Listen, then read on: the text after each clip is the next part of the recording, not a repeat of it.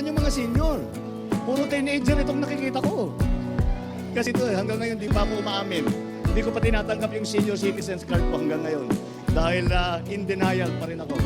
Ngunit, nandito po tayo ngayong umaga para i-highlight yung ating bagong gagawin na nagbibigay tayo ng diskwento. Ang nakaraan, nakapagbigay tayo ng diskwento sa ating mga students. Basta magpakita ng student ID ay makakapagkuha sila ng 50% na discount.